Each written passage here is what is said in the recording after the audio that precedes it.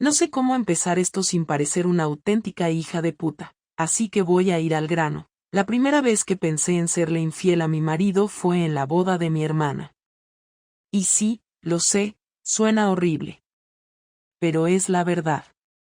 Todo pasó en un cortijo de Granada, un sitio precioso, con esas luces colgantes entre los olivos, música en directo, y esa alegría de boda que hace que todo el mundo beba demasiado y se crea más guapo de lo que realmente es. Yo llevaba un vestido rojo, ajustado, más de lo que a mi marido le gustaba, pero él no dijo nada porque estaba más pendiente del banquete que de mí y me sentía bien. Guapa, viva. Cosa rara últimamente. Y entonces, apareció él. Víctor. Primo segundo del novio, o algo así. Ni siquiera era parte de nuestra familia, pero entró como si fuera el dueño del lugar, camisa medio desabrochada, copa de vino en la mano, y esa sonrisa de sé que te estás fijando en mí. No fue amor a primera vista, ni una locura de película. Fue solo una mirada, un par de frases cruzadas en la barra y esa tensión que sabes perfectamente que no deberías alimentar. Lo que me jodió no fue que me mirara como si fuera especial. Fue que yo me sentí especial. Porque hacía años que Joaquín no me miraba así. Ni en bodas, ni en casa, ni en la cama. Me senté a su lado en la cena, y apenas hablamos más que para comentar si la lubina estaba buena. Pero con Víctor, joder. Fue como recordar una parte de mí que estaba dormida. Y no hicimos nada esa noche, Que conste. Solo bailamos. Mucho. Pegados. Con esa fricción que no es inocente, y esa forma de tocarme la cintura que no es de primo segundo de nadie. Cuando volvimos al hotel, Joaquín iba medio borracho y se quedó dormido en 10 minutos. Yo me metí en la ducha, como si el agua pudiera borrar las ideas que me estaban rondando por la cabeza. Me miré al espejo después, envuelta en la toalla, y pensé, ¿qué coño estás haciendo? Pero también pensé otra cosa, más peligrosa, ¿y si no pasa nada por sentir esto? Los días siguientes fueron como una resaca emocional. No hablé con Víctor, aunque me buscó en Instagram y me mandó un encantado de conocerte carita con guiño. Lo dejé sin responder. Pero entraba a mirar su perfil. Varias veces al día. Me aprendí de memoria sus fotos, sus viajes, hasta el nombre de su perro. Lo sé, es patético. Pero ahí estaba yo, casada desde hace 11 años, deseando una notificación de un tipo al que vi solo una noche. No quiero que pienses que soy una mujer infeliz. Joaquín no es un mal hombre. Es honesto, trabajador, tranquilo. Demasiado tranquilo. Nuestro matrimonio no es un desastre. Es plano. Como una mesa de oficina, útil, estable, y completamente carente de emoción. Y por primera vez en años, sentí que quería más. Pero claro, una cosa es quererlo. Otra es hacerlo. Y aún no sabía que lo iba a hacer. Ni con quién. Ni cómo. Eso vino después. Y cambió todo. Cuando Joaquín se enteró, no fue por un mensaje en mi móvil, ni por un amigo chismoso, ni porque me espiara. Fue porque me vio. Directamente. Con sus propios ojos. Habían pasado ya 3 semanas desde la boda de mi hermana y, aunque no volví a ver a Víctor, algo se activó en mí ese día. Empecé a buscar excusas para salir sola, para arreglarme más, para moverme por sitios donde podía sentir esa chispa otra vez, aunque fuera con desconocidos. No buscaba a Víctor, buscaba esa versión de mí que había salido a bailar con él sin miedo, sin culpa, sin ese peso constante de tener que ser la esposa perfecta. Fue en una de esas escapadas, una tarde de miércoles, que todo se rompió. Yo tenía la excusa perfecta, le dije a Joaquín que tenía una reunión de seguimiento en la oficina, que no volvería hasta tarde, que no me esperara para cenar. Todo eso era mentira, claro. lo que iba a hacer era encontrarme con Diego, un tipo que conocí en una cafetería del centro una semana antes. Él fue directo, me dijo que le gustaba cómo sonreía, que parecía que estaba pensando algo divertido. Yo le contesté con una broma estúpida, pero no me fui. Me quedé hablando con él casi una hora. Después me escribió por Instagram, y seguimos. Mensajes primero, luego llamadas, luego ese plan que quedó marcado para el miércoles. Nos vimos en un restaurante discreto, no demasiado lejos de mi trabajo. Ni elegante ni cutre, lo justo para no llamar la atención. Hablamos, reímos, bebimos un poco, y terminamos besándonos. Fue un beso largo, con intención, de esos que no dejas a medias. Después fuimos caminando hasta el parking subterráneo donde él tenía su coche. Nos quedamos allí, entre los coches, besándonos como si tuviéramos 20 años. Me metió la mano por debajo del abrigo, yo le toqué el pecho, y por un momento me sentí fuera de mi vida. No pensé en nada más que en ese momento. Y entonces escuché mi nombre. Lucía. No fue un grito. No fue una explosión. Fue solo mi nombre, dicho con una mezcla tan exacta de incredulidad y asco que se me quedó grabado. Me giré y ahí estaba Joaquín, a unos metros, de pie, con las llaves del coche en la mano, sin moverse. Supongo que el universo tiene sentido del humor. Él había salido antes del instituto, había ido al centro a buscar unos libros, y dejó el coche justo en el mismo parking. Nos vio de frente. Sin margen para la duda. Diego se apartó de mí como si lo hubieran empujado. No dijo nada. Yo tampoco. Me quedé inmóvil, como si el aire se hubiera vuelto denso. Joaquín dio 2 pasos hacia nosotros, no más, me miró de arriba abajo, me clavó los ojos y me dijo con una voz firme, sin temblar, así que era esto.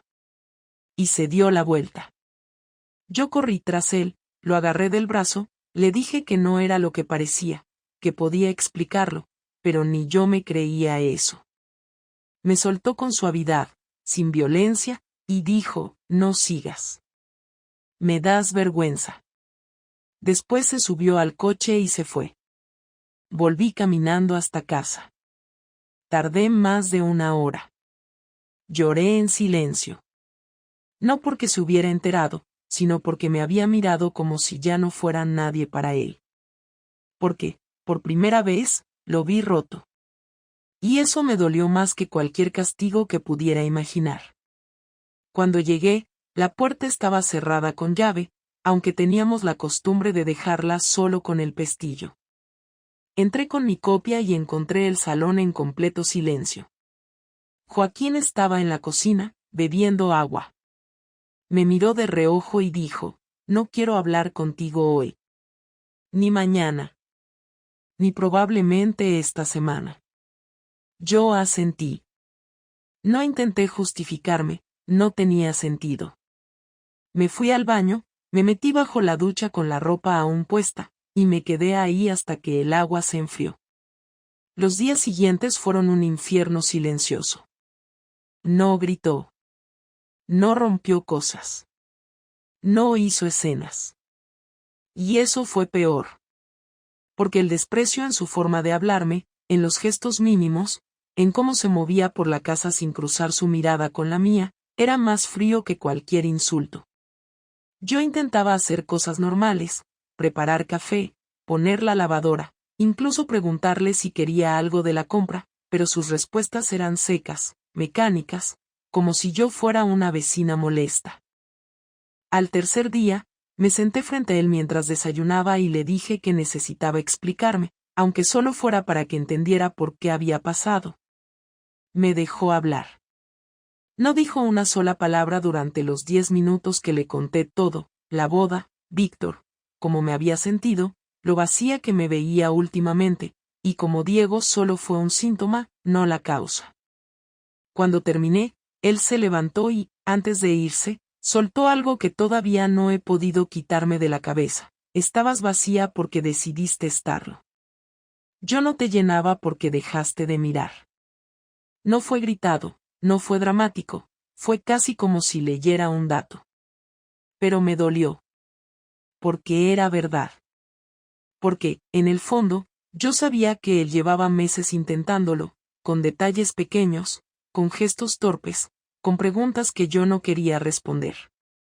Esa noche dormí en el sofá. Al día siguiente también. Y al siguiente. No hablamos más que lo justo para convivir. A las 2 semanas me propuso que nos diéramos un tiempo. Que me fuera unos días a casa de mi madre. Quiero pensar sin verte todos los días, dijo. Yo le dije que entendía. Que lo haría. Pero no porque quisiera arreglarlo, sino porque me sentía completamente fuera de lugar. Porque había abierto algo que no se podía cerrar. Esa noche, mientras hacía la maleta, entró al dormitorio, se quedó en el marco de la puerta y preguntó. ¿Te acostaste con él?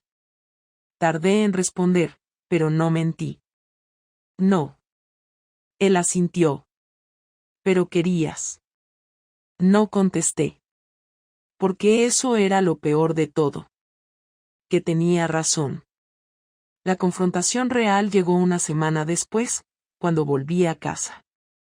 Joaquín me había dicho que necesitaba espacio, que no sabía si quería seguir conmigo, que se sentía traicionado de una manera que no se podía explicar con palabras. Yo me quedé en casa de mi madre esos días, fingiendo que estaba enferma para no tener que darle demasiadas explicaciones, pero en realidad no dormía ni una noche entera. No era culpa ni arrepentimiento lo que me mantenía despierta, era miedo. Miedo de haberlo perdido de verdad, de haber destruido una vida estable por algo tan frágil como un deseo momentáneo. Cuando me dijo por mensaje que podía volver, sentí una mezcla de alivio y nerviosismo. No sabía qué versión de él iba a encontrar, si el hombre que siempre había sido o alguien completamente nuevo, frío y ajeno. Abrí la puerta y lo encontré en el salón, sentado en el sofá con los brazos cruzados. La televisión estaba encendida, pero no estaba mirando nada. Me observó durante unos segundos antes de hablar. Su voz era tranquila, demasiado tranquila. Dijo que quería escucharme, pero que esta vez no bastaban las excusas. Quería que le dijera todo, desde el principio, sin rodeos, sin adornos. Me pidió que no intentara justificarme con emociones ni vacíos, que simplemente contara los hechos como si fuera un informe. Me temblaban las manos, pero lo hice. Le conté que no fue un error impulsivo, que empezó como una necesidad de sentirme viva, que todo comenzó con la boda de mi hermana, que luego conocí a Diego, que lo busqué, que planeé la mentira del trabajo, que lo besé, que quise seguir. Le dije que no lo hice por odio, ni por venganza, ni por aburrimiento. Lo hice porque una parte de mí quería comprobar si aún podía provocar deseo en alguien. Joaquín me escuchó sin interrumpir. Su mirada no se movía. Cuando terminé, soltó un suspiro largo, se levantó y me dijo que si lo que buscaba era sentirme deseada, podía haberme pedido que lo intentáramos juntos, que me hubiera escuchado, que no era tan ciego como yo creía. Le respondí que no lo entendía, que la rutina nos había matado, que no se trataba solo de sexo, sino de sentir que alguien me miraba con ganas, que me valoraba como mujer y no como parte de un engranaje. Dijo que eso era una excusa barata. Que todo el mundo tiene rutina, que todos los matrimonios pasan por fases aburridas, pero que no todos eligen resolverlo abriéndose de piernas con otro. Su tono subió, no gritaba pero su voz tenía una firmeza que me hizo temblar. Me preguntó si me daba cuenta de lo humillante que había sido para él verme así, con otro hombre, en un sitio público, como si fuera una adolescente sin control. No supe qué decir. Lo miré, y lo único que pude decir fue que lo sentía, aunque sabía que esa frase no significaba nada en ese contexto. Me dijo que lo que sentía llegaba tarde, que no era el perdón lo que quería, sino respeto, y que yo se lo había quitado. Se quedó de pie frente a mí, a medio metro, con una expresión que no había visto nunca. No era rabia, era decepción. Me preguntó si Diego sabía que estaba casada, y cuando le dije que sí, que lo sabía desde el principio, soltó una carcajada seca y me dijo que entonces los dos éramos igual de mediocres, que ni siquiera tuve la dignidad de engañarlo con alguien que ignorara lo que estaba haciendo. Intenté acercarme, ponerle la mano en el brazo, pero me apartó. Dijo que no quería que lo tocara, que cada vez que me veía solo recordaba mis manos sobre otro. Sentí que todo el aire del salón se comprimía.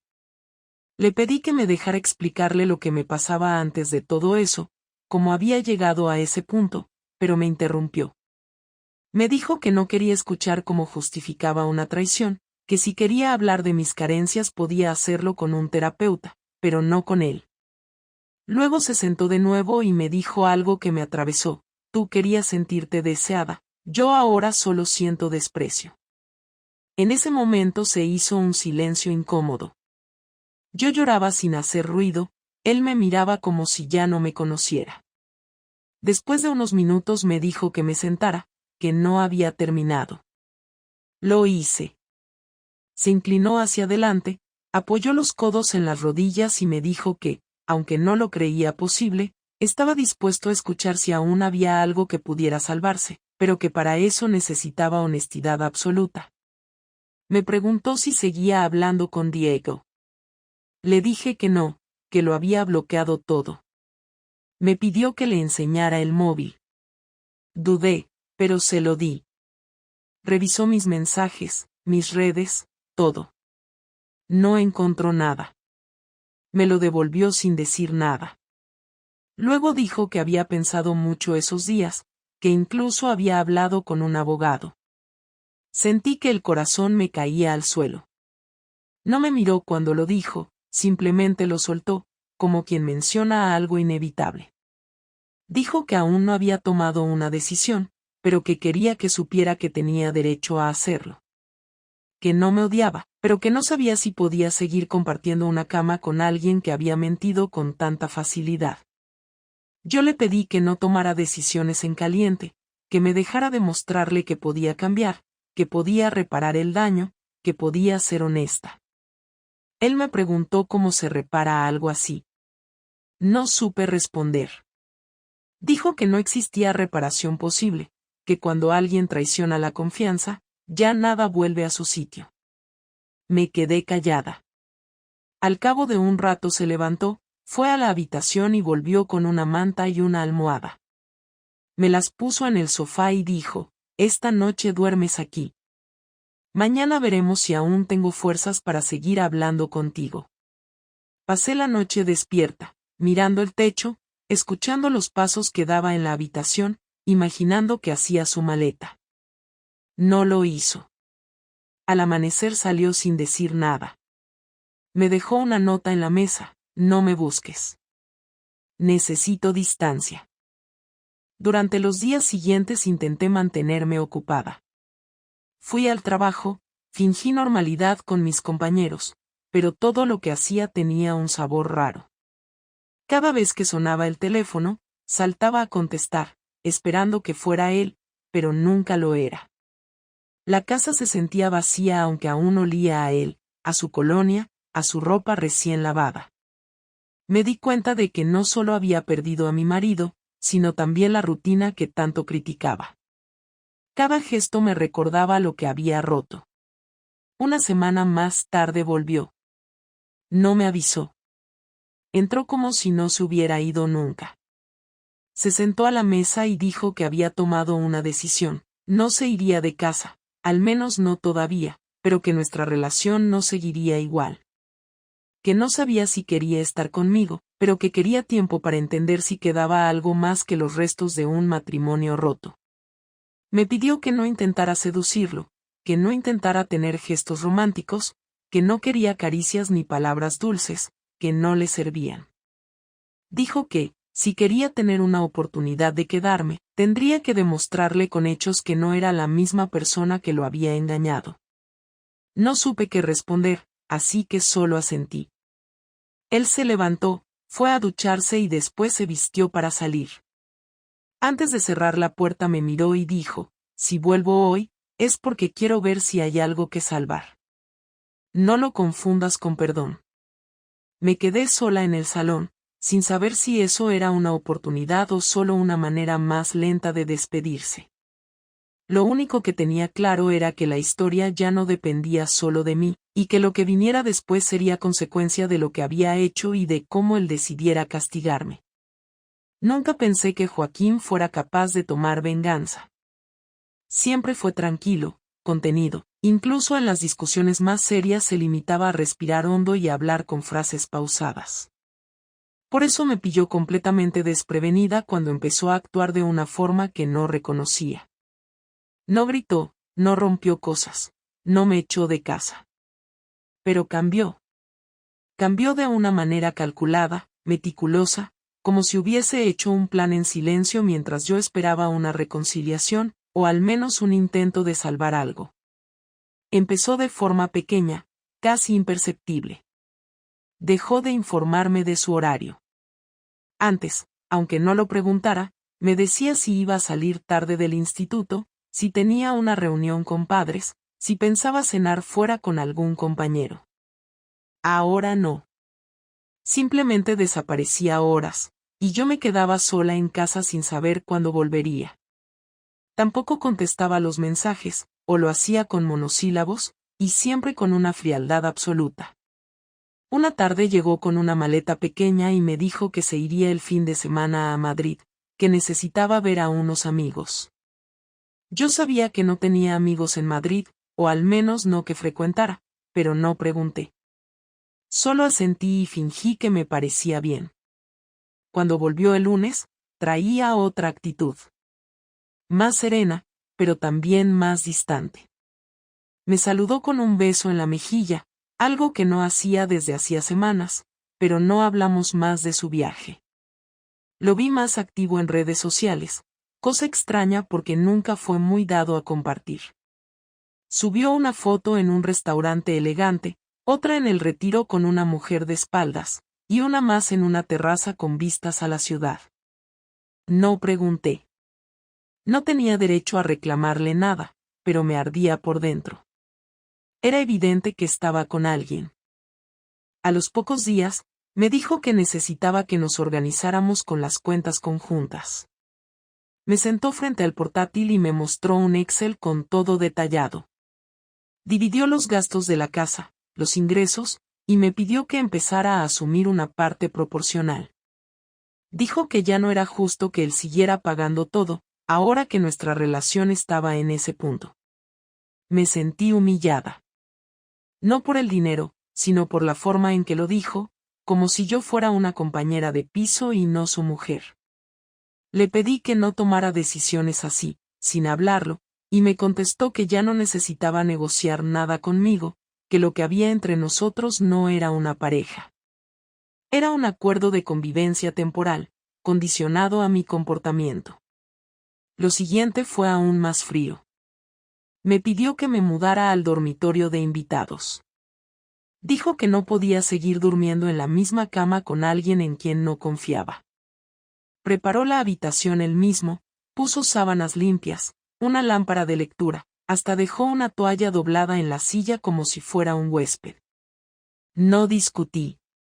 Dormí allí, en esa cama que olía a armario cerrado, escuchando cada movimiento que él hacía al otro lado del pasillo, sintiéndome cada noche más lejos de todo lo que habíamos sido. Empezó a salir más. Cada vez que salía, se arreglaba. Se perfumaba. Cambió de ropa, compró camisas nuevas, incluso se apuntó al gimnasio. Una mañana encontré en el baño un frasco de crema hidratante que nunca había usado, de esas caras, con olor intenso. Lo miré durante minutos, sabiendo que no era para mí. Que alguien más se lo había recomendado o se lo había regalado.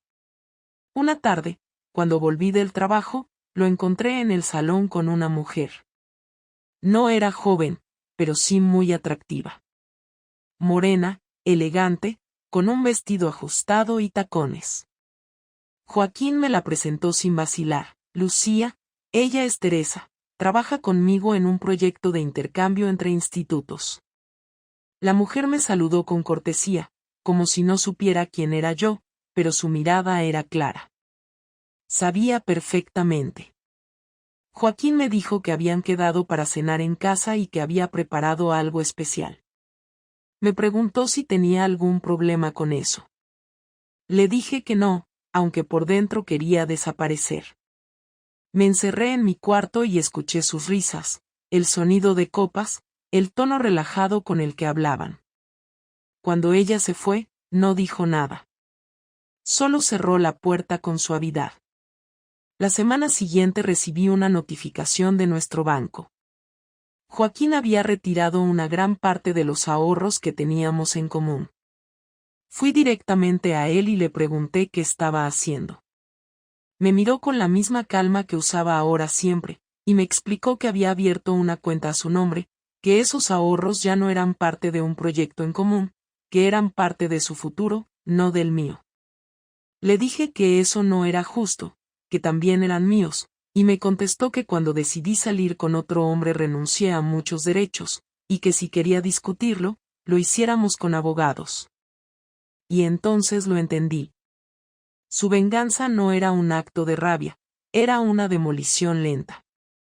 No buscaba herirme con una escena, sino con decisiones calculadas. No se trataba de castigarme con violencia emocional, sino con indiferencia estructurada. Me estaba sacando de su vida en partes, como quien desmantela un edificio ladrillo a ladrillo. Lo más duro vino un viernes. Volví del trabajo antes de lo habitual porque me sentía mal. Entré a casa y escuché música en la habitación. Me acerqué sin hacer ruido y la puerta estaba entreabierta. Joaquín estaba en la cama, con Teresa, desnudos, riendo. Cerré la puerta antes de que me vieran. Me encerré en el baño, vomité, me senté en el suelo y me quedé allí una hora sin moverme. Cuando salí, ellos ya no estaban. Habían salido. Como si no pasara nada. No dije nada. Esa noche, cuando él volvió, me encontró en el salón. Le pregunté si pensaba seguir trayendo a esa mujer a la casa. Me dijo que sí, que si yo había tenido espacio para mis aventuras, él también lo tendría, solo que sin esconderlo. Dijo que si aún vivía allí era porque quería que viera cómo se sentía, porque necesitaba que entendiera qué significaba el desprecio real, no el que uno imagina cuando comete errores. Intenté mantenerme entera, pero no pude. Le pregunté si alguna vez pensaba perdonarme. Me respondió que no. Que lo había pensado muchas veces, que incluso lo intentó, pero que cada vez que cerraba los ojos veía mi rostro besando a otro, y que esa imagen se había quedado fija. Dijo que ya no sentía amor, ni deseo, ni ternura. Solo decepción. Le pregunté si quería que me fuera. Me dijo que no aún. Que no tan rápido. Que no era justo que yo me escapara del resultado de mis actos. Que quería que me quedara hasta que la convivencia fuera insoportable. Hasta que yo misma pidiera irme. Y ahí supe que su venganza era esa, hacerme sentir como una intrusa en mi propia casa. Hacerme entender que ya no quedaba nada, pero que aún tenía que vivir entre los restos. La última conversación no fue planificada ni pactada, simplemente ocurrió una noche, después de una cena silenciosa donde apenas cruzamos 3 frases. Yo había preparado algo sencillo, más por costumbre que por ganas, y él comió sin mirarme, con los auriculares puestos, viendo algo en el portátil mientras masticaba. Cuando terminó, se levantó, lavó su plato y se fue al salón. Yo me quedé en la cocina, recogiendo lentamente, alargando los minutos como si eso sirviera de algo. Luego fui al baño, me lavé la cara, me miré al espejo sin saber muy bien quién era esa mujer que me devolvía la mirada, y salí. Caminé hacia el salón sin un plan, pero con la necesidad de decir algo, lo que fuera, aunque solo fuera para cerrar el círculo. Él estaba sentado en el sofá, viendo las noticias, y no me miró cuando entré. Me senté frente a él, sin prisa, y esperé a que terminara el bloque informativo. Cuando el presentador dio paso a los deportes, bajó el volumen y dijo sin apartar la vista: si vas a decir algo, que sea ahora. Respiré hondo y empecé. Le dije que no estaba allí para pedirle perdón otra vez, ni para convencerlo de que volviera a quererme, porque sabía que eso ya no iba a pasar. Le dije que solo quería hablar porque me estaba ahogando con tantas cosas guardadas, que no pretendía justificar lo que hice, pero que necesitaba cerrar esta etapa con palabras claras, no con indiferencia y silencio. Él no dijo nada, ni me miró, pero tampoco me interrumpió. Le confesé que todo este tiempo me había sentido atrapada en un papel que ya no sabía representar, que cuando lo conocí sentí que la vida con él sería tranquila, sólida, coherente, y que durante muchos años lo fue, pero que en algún momento dejé de sentirme parte de esa historia y no supe cómo decirlo. Le dije que cometí el peor error posible, que en vez de enfrentarme a esa sensación, la escondí y busqué una vía de escape cobarde. Reconocí que fui egoísta, que lo traicioné de forma consciente, que no fue un desliz ni una locura del momento, sino una cadena de decisiones equivocadas. Él giró la cabeza hacia mí por primera vez en toda la noche y me preguntó: ¿y qué esperas que haga con todo eso? Le respondí que no esperaba nada. Que lo único que quería era hablar con él una última vez como dos personas que compartieron una vida, que se quisieron, que se conocían mejor que nadie. Le dije que me dolía verlo así, tan roto, tan distinto, y que aunque entendía su odio, seguía sintiendo cariño por él, incluso después de todo. Me preguntó si quería seguir viviendo en esa casa, si todavía pensaba que había algo que reconstruir. Me quedé en silencio unos segundos, y luego le dije que no, que ya no lo creía. Que después de todo lo que habíamos vivido en ese último mes, ya no quedaba lugar para una reconciliación verdadera. Que lo único que quedaba era decidir cómo nos separábamos. Él asintió lentamente, se levantó del sofá y caminó hasta la ventana. Se quedó allí, de espaldas, con los brazos cruzados. Me dijo que había pasado semanas imaginando esta conversación, que pensó que me enfrentaría con rabia, que gritaría, que diría cosas para herirme, pero que al final solo sentía agotamiento. Dijo que no tenía fuerzas para seguir con esta guerra muda, que necesitaba cerrar el capítulo antes de perderse del todo. Volvió a girarse hacia mí, más tranquilo que nunca, y dijo: vamos a divorciarnos. Sin escándalos, sin abogados que hagan esto más feo. Lo hacemos bien, como adultos. Pero esto se termina aquí. Yo asentí. No discutí. No supliqué. Solo pregunté si ya lo había decidido completamente, si no había ni una mínima posibilidad de esperar un poco más, de ver si el tiempo cambiaba algo. Me miró fijamente y dijo: no puedo seguir compartiendo mi vida con alguien a quien ya no miro con amor. Y tú tampoco deberías querer eso. Me dolió, pero era verdad. Hablamos durante más de una hora. De cómo íbamos a organizar la venta del piso, de cómo repartiríamos las cosas, del coche, del seguro. Todo con una frialdad práctica que me resultaba irreal. En un momento dado, mencionó que ya había mirado alquileres por su cuenta, que se iría en cuanto firmáramos. Me preguntó si quería quedarme yo en el piso mientras se vendía. Le dije que prefería irme, que no quería quedarme en un sitio lleno de recuerdos deformados. Dijo que lo entendía. Al final, cuando ya no quedaba nada por decir, le pregunté si quería que nos despidiéramos con una cena, algo simbólico, algo para cerrar. Me dijo que no. Que la despedida ya la habíamos hecho, solo que en etapas, y que no veía sentido en fingir una última escena amable. Me dijo que no me odiaba, pero que no quería mantener ningún vínculo. Que en cuanto firmáramos, cortaría todo contacto. Que necesitaba empezar de cero, sin lastres, sin nombres que lo ataran al pasado. Esa noche dormimos bajo el mismo techo por última vez. Cada uno en su cuarto, sin cruzar palabra. Por la mañana, al salir, me dejó una nota con la dirección de la gestoría y una cita para la firma. Me deseaba suerte. Nada más. No hubo cuídate, no hubo te quiero, no hubo rastro de nosotros. Solo un trámite final. Cuando llegué a la gestoría, estaba él, puntual, con su camisa blanca y esa expresión de quien ya se ha desprendido de algo.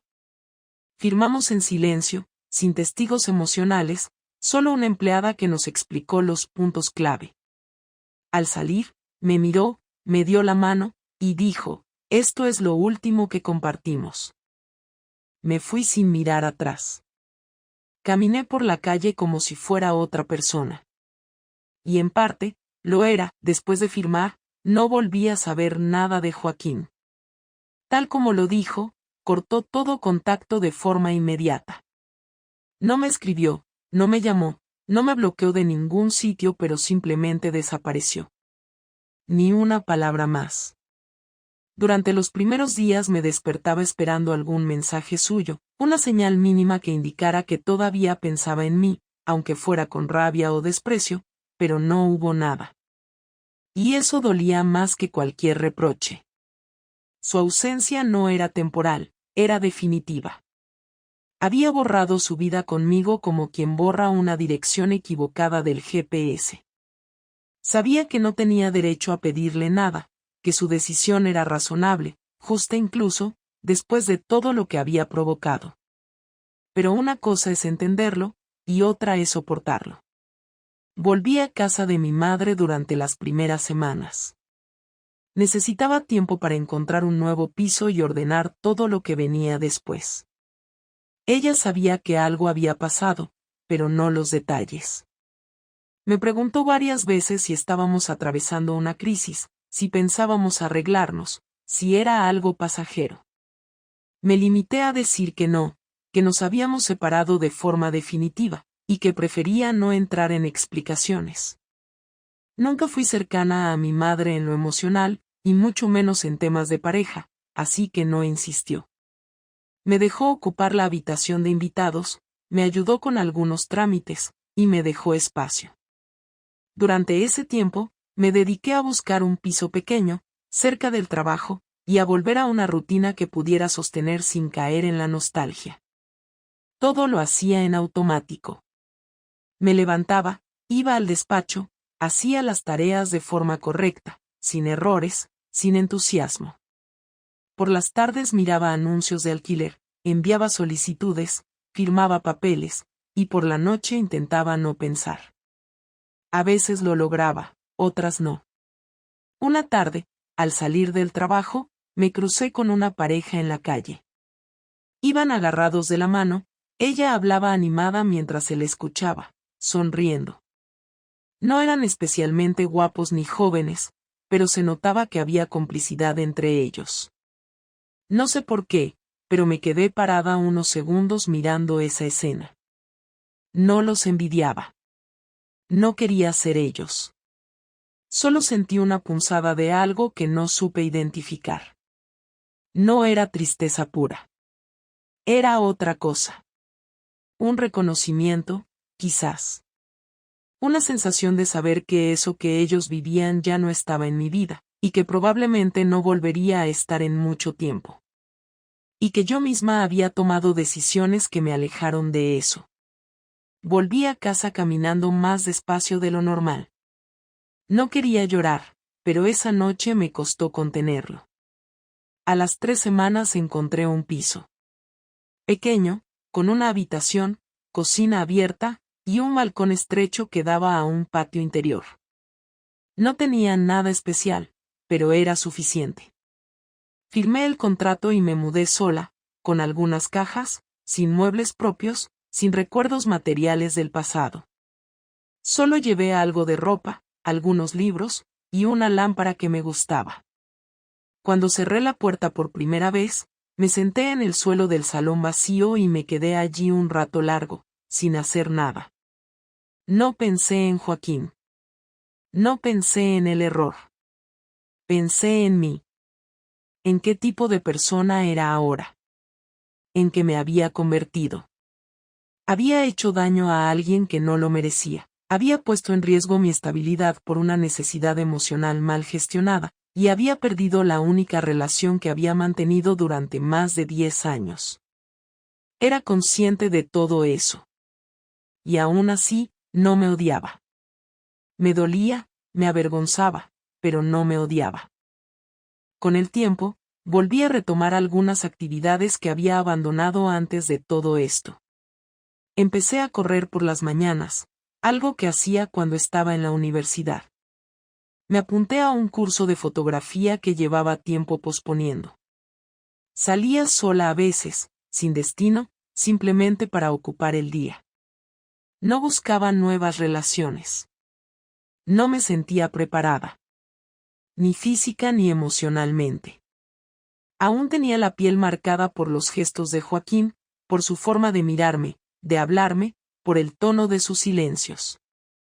Cualquier intento de avanzar con otra persona habría sido una falsedad, y no estaba dispuesta a volver a mentir. Necesitaba estar sola. No como castigo, sino como proceso. Una noche, recibí un mensaje de Diego. Solo decía ¿estás bien? Lo leí varias veces, sin responder. No sentí nada. Ni rabia, ni atracción, ni curiosidad. Era como si su nombre ya no tuviera peso. Lo dejé en visto y borré el chat. No tenía sentido abrir puertas que ya no me llevaban a ningún sitio.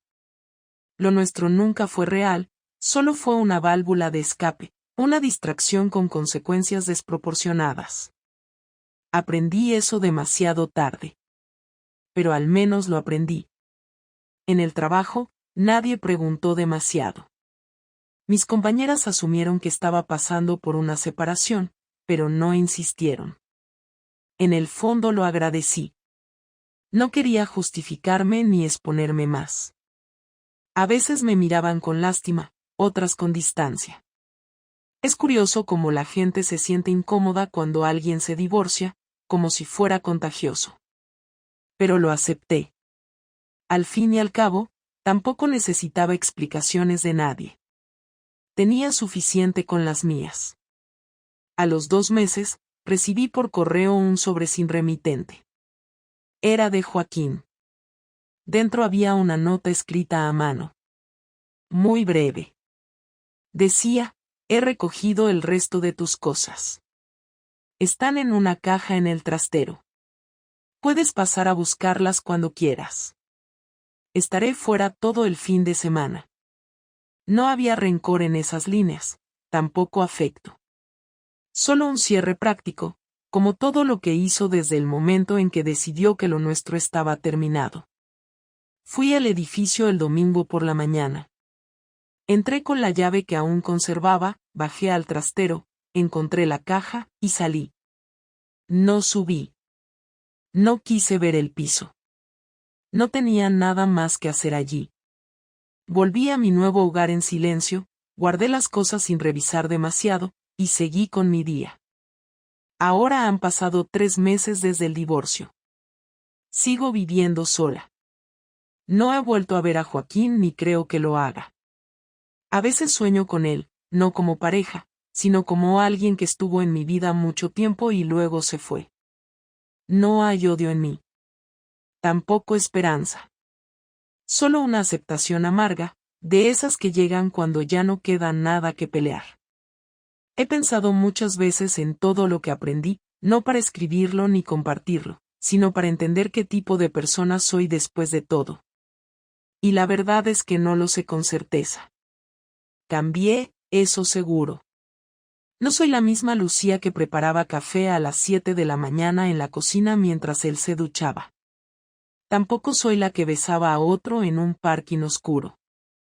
Soy algo intermedio, más consciente, más cauta, menos ingenua. A veces, cuando salgo a correr, paso frente a una cafetería donde solíamos desayunar los sábados. Nunca entro. No porque me duela, sino porque ya no me pertenece. Sigo con mi vida. Trabajo, pago mis facturas, limpio mi casa, a veces ceno con alguna amiga. No tengo planes concretos. No tengo metas emocionales. Solo intento no repetir los errores. A veces eso es suficiente. A veces no. Pero sigo. Y eso, al menos por ahora, es todo lo que puedo decir.